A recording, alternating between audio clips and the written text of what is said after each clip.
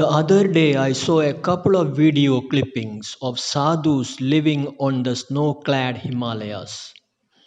In one video, while the sadhu with a mere cloth was merrily walking and sometimes rolling over the fresh snow, the other video had another sadhu breaking the hardened snow layer to collect water beneath it for bathing. As he takes a quick bath, the sadhu was found to be struggling with bone chilling cold water.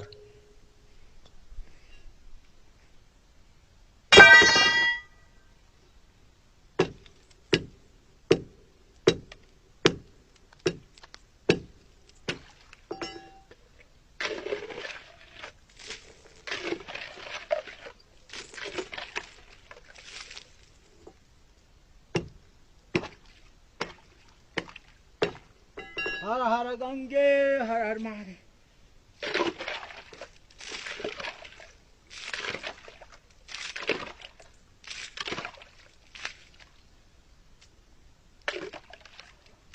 हर हर गंगे हर हर गंगे। ओम गंगा सिंधु सरस्वती च यमुना गोदावरी नर्मदा कावेरी सरयू महेंद्र तान्या चर्वांबधी धैर्य क्षिप्रा भेत्रावत महासुरनाथी छाता जय गंडकी पूर्णा पूर्णा चले समुद्र सहित पूर्वंदन जय धन पुण्य भांग स्नान करे हर हर गंगे हर हर महादेव। जय हो कैलाशवरी हर हर गंगे हर हर महादेव हर हर गंगे हर महादेव। ओम नमो नारायण ओम नमो नारायण ओम नमो ओम गंगे हर नर्मदे हर जल हर गंगे हर महादेव। ओम आत्मा का हिली के क्लीन हर हर गंगे। ओम नमः शिवाय ओम नमः शिवाय ओम नमः शिवाय ओम नमः शिवाय ओम नमः। What is common between them is that both of them hardly had any clothes on their bodies. The accompanying message with the video was that they might be God realized souls. After living on the Himalayas for over a decade, I knew how difficult life was there, even with adequate warm clothing and room heating arrangements.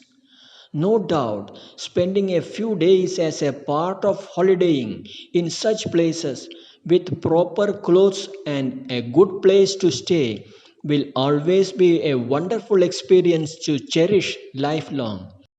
But prolonged stay there would be a different story.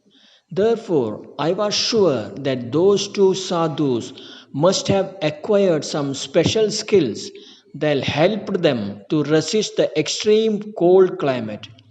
Seeing such strange sights, people naturally tend to believe it as a sign of God realization. On one end, while we find these type of extreme frugal lifestyles of a few sadhus, it is common now to see some sadhus living in palatial city-based ashrams with all modern facilities.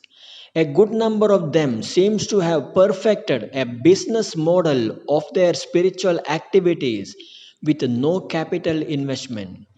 When questioned on whether such luxurious lifestyles suit their vocation, they will have 101 logical reasons to give.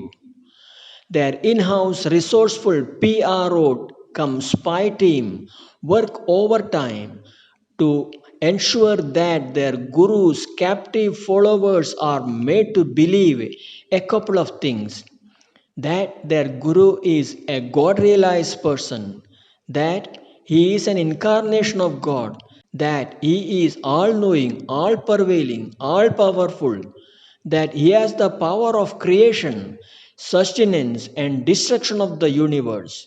To hard sell these beliefs, they pull out living specimens of miracles performed by the Guru.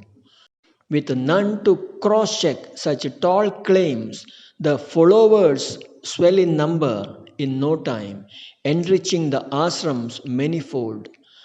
Presence of a few foreign nationals acts like a magnet to bring 1,000 more natives to get the benefit of the Guru and his ashrams.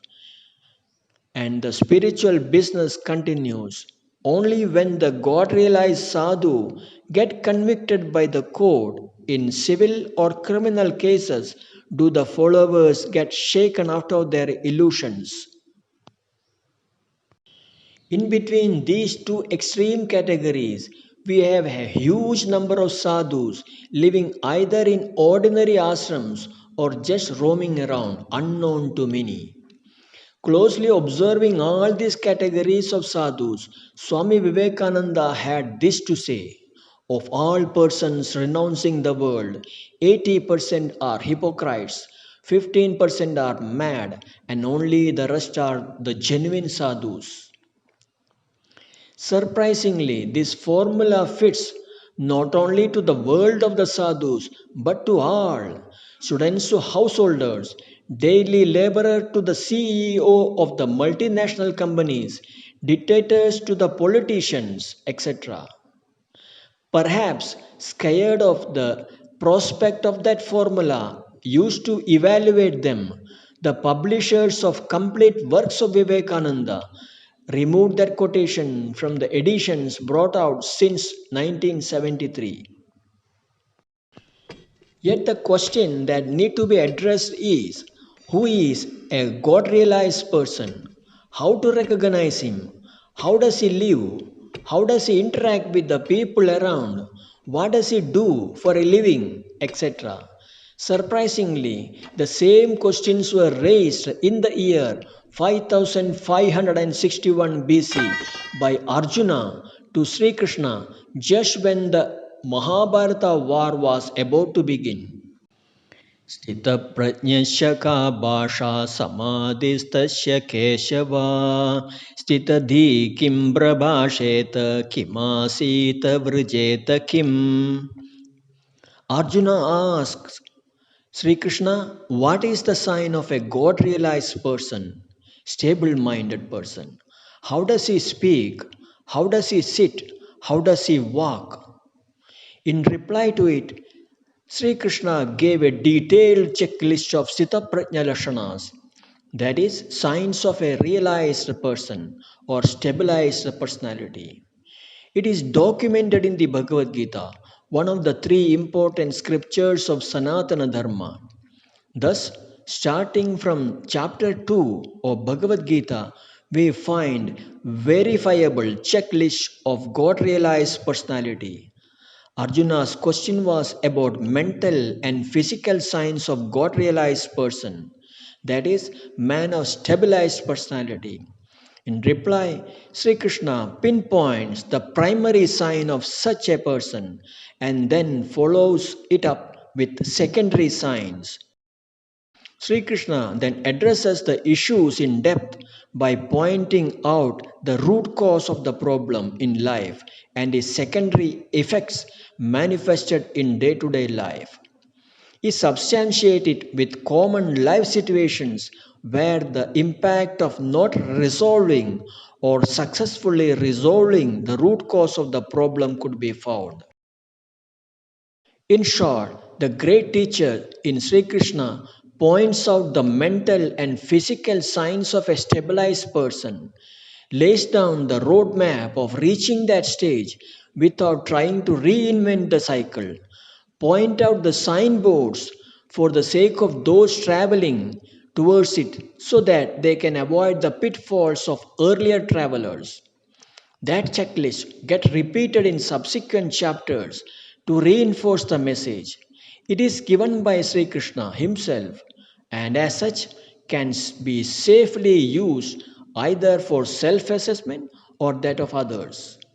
But before going into those details, one need to understand the basic concepts that are unique to Sanatana Dharma: God realization, the need for it, the ways of getting it, etc.